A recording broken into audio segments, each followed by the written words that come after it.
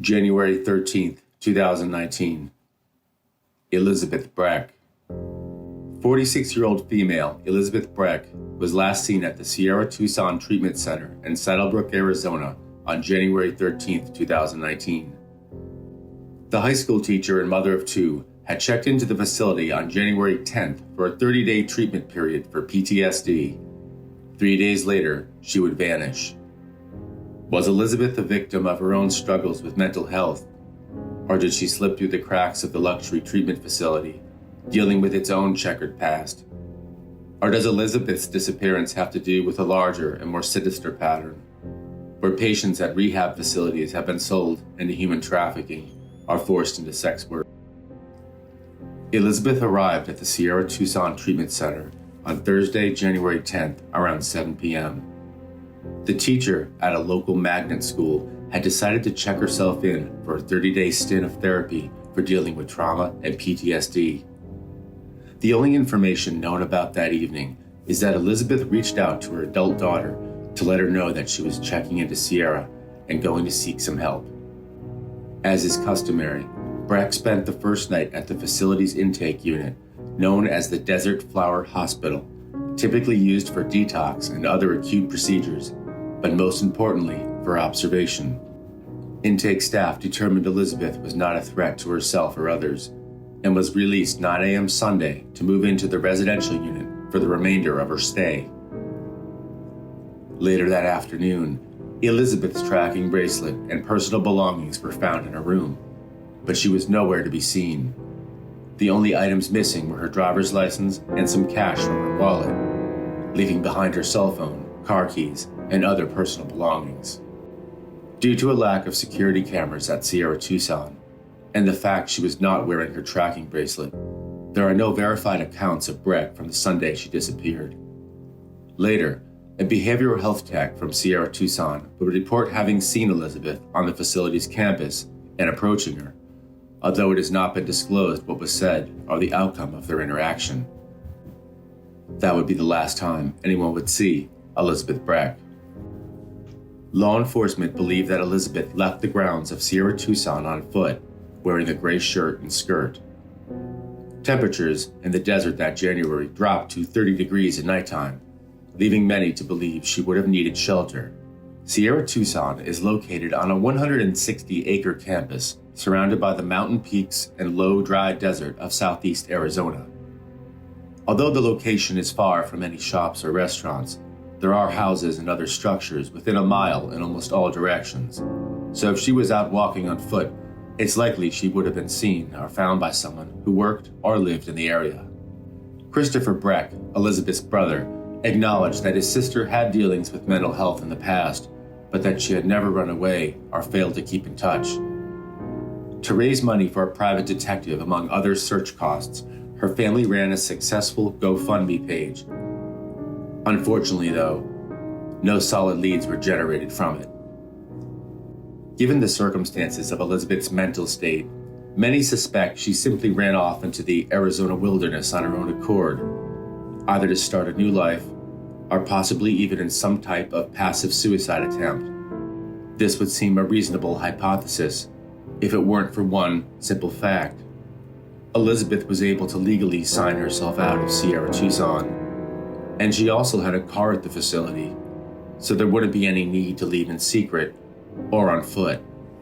Law enforcement searched a 5-mile radius near Edwin and North Lago del Oro Parkway in Pinal County, the location that Elizabeth was alleged to have been last seen. The search turned up nothing. To this day, there has been no body found or any signs to indicate foul play. As law enforcement and family members tracked down leads for Elizabeth, things weren't adding up. Questions began to arise about the role Sierra Tucson may have played in her disappearance. Breck's family filed a complaint with the Arizona Department of Health Services alleging negligence by Sierra Tucson. The family questioned why Breck was not wearing her Bluetooth-style patient tracking bracelet, which was later found destroyed, and also why Breck was moved into the residential wing before she had completed the facility's standard 72-hour intake period. Sierra Tucson is no stranger to controversy. State of Arizona DHS records indicate a pattern of fines against Sierra Tucson spanning back several years before Breck came there for treatment. In 2019, just 4 months after Elizabeth was last seen, the New Jersey family of Steve Joe, 20 years old, was awarded a $5 million settlement against Sierra Tucson for his wrongful death in 2014. Joe was in treatment for drug rehab and mental health issues and died from a fatal intoxication of drugs only 6 days after checking in. The lawsuit accused Sierra Tucson of medical negligence for, among other things, not following up on Joe's suicidal thoughts he had expressed during intake. Since 2014, 3 other patients had also been found dead at Sierra Tucson. One was a retired medical doctor whose body was found 2 weeks after he disappeared in some bushes on the facility's property. Unfortunately, it was too decomposed to determine the cause of death. Several journalists who have investigated Acadia Healthcare Company, which owns Sierra Tucson, have suggested that declining revenue at the facilities may have led to cost-cutting procedures, which may have led to shortages of qualified staff and improperly maintained facilities. Acadia has been alleged to have been actively dismantling its on-site camera security at other treatment facilities, as shown in this court filing. The for-profit rehab industry in the U.S. has recently come under scrutiny due to a lack of industry regulation and the exorbitant fees they can charge. In fact, questions were raised about how Elizabeth could afford the $30,000 for 30-day treatment at Sierra Tucson, since she was only using her private insurance. In recent years, private insurers have been footing less of the bill at luxury rehab centers, and government programs have slashed reimbursements. Elements Behavioral Health, parent company of the Promises Luxury Rehab Centers, which once treated celebrities like Britney Spears, Lindsay Lohan, and Charlie Sheen, filed for Chapter 11 bankruptcy in 2018 amid ongoing lawsuits alleging insurance fraud and mismanagement. But something more sinister has also emerged from the rehab world in the past few years. In 2017, reports surfaced in Florida about abuses at a chain of drug treatment centers which were actively luring addicts to live at their facilities, even supplying drugs, all in order to charge insurance companies for excessive urine tests and other procedures. If that wasn't bad enough, addicts were also subject to violent abuse, extortion, scams, some even being forced into the sex trade. There were also reports of facilities in Florida trading addicts to other corrupted facilities in elaborate human trafficking schemes. In 2018, an FBI investigation led to the arrest and imprisonment of a husband and wife team, Ken and Laura Chapman, for insurance fraud, money laundering, and sex trafficking. Although the Chapmans' life of crime has ended for now, they were likely not the only people running behavioral health centers who abused the vulnerable people they were entrusted to care for. It is important to note that as of the making of this program, Acadia and Sierra Tucson have not been accused of any of this predatory behavior at any of its treatment facilities.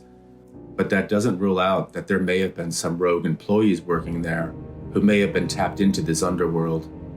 Could it be one of them had a connection to do something with Elizabeth?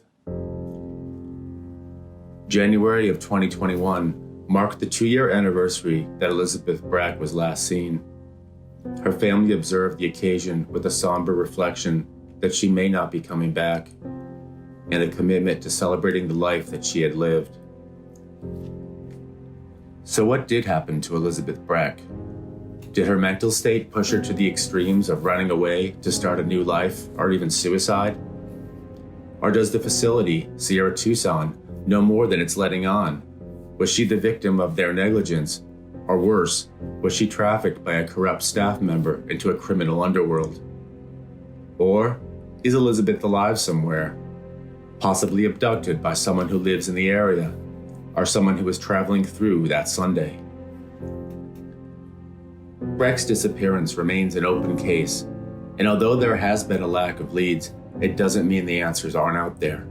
If you have any information about the whereabouts of Elizabeth Breck, no matter how small or insignificant you may think it is, please reach out to the Pinal County Sheriff's Office at 520-866-5111.